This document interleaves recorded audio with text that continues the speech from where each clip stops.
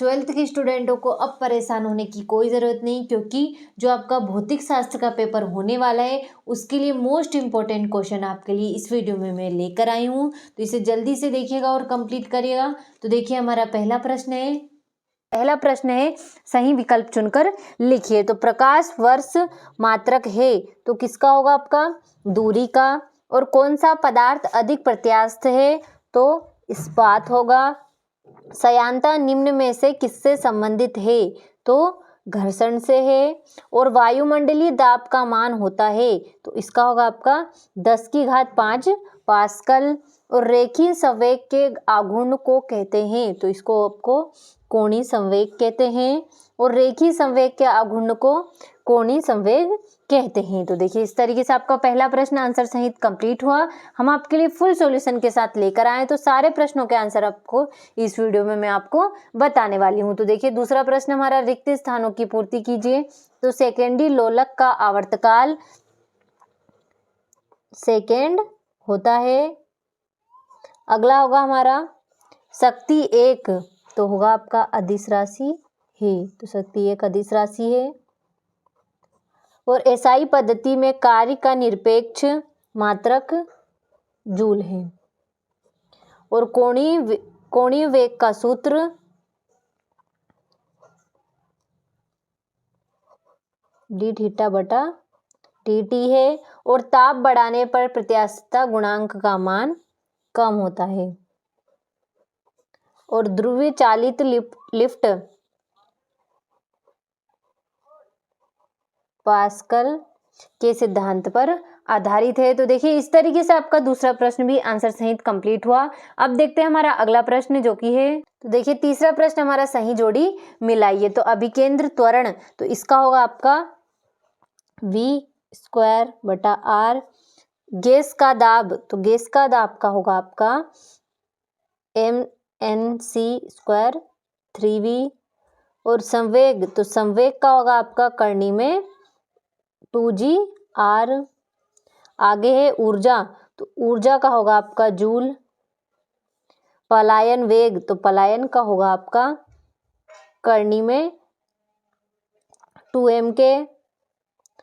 कक्षीय वेग तो कक्षीय वेग का होगा आपका करनी में gr। तो देखिए इस तरीके से आपका तीसरा प्रश्न भी कंप्लीट हुआ। चौथा प्रश्न आपका एक शब्द वाक्य में उत्तर लिखिए। तो वेग समय ग्राफ में समय अक्ष से घिरा क्षेत्रफल किस राशि को व्यक्त करता है? सर्पी घर्षण तथा लोटनिक घर्षण में कौन सा घर्षण कम होता है? इस तरीके से चौथे प्रश्न का आंसर आपको आगे इसी वीडियो में पीडीएफ के माध्यम से मिलने वाला है। तो देखिए देखते हैं हमारा पांचवा प्रश्न जो कि है सत्यासत्य लिखिए। तो एक अश्व शक्ति 74.6 वाट के बराबर है तो ये आपका सत्य होगा।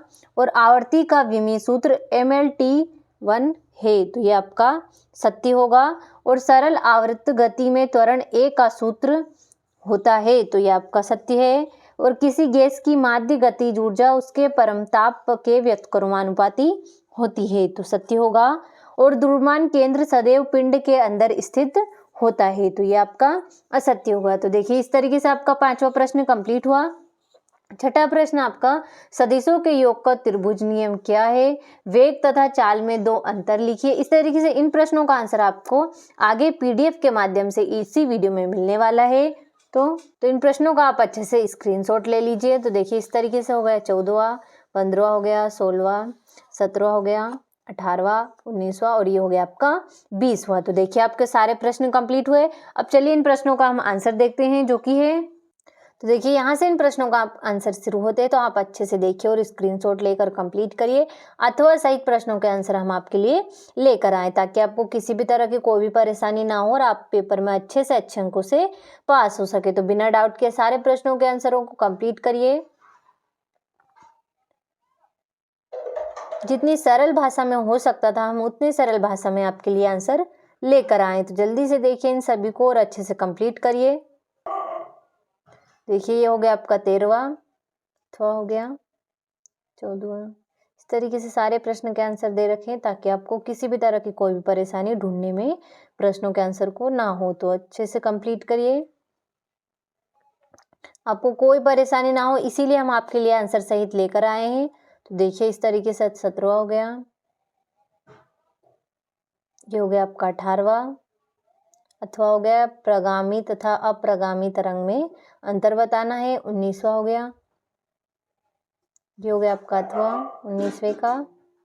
इस तरीके से सारे प्रश्नों के आंसर क्रमानुसार दे रखें ताकि आपको किसी भी तरह की कोई भी परेशानी ना हो। तो देखिए इन सारे प्रश्नों के आंसर कंप्लीट हुए। अब आप इन्हें जल्दी से देखिएगा और आंसर सारे प्रश्नों को कंप्लीट करिए ताकि आपको किसी भी तरह की कोई भी परेशानी ना हो और आप पेपर में अच्छे से अच्छे अंकों से पास हो सके। तो बिना डाउट के सारे प्रश्नों को कंप्लीट करिए।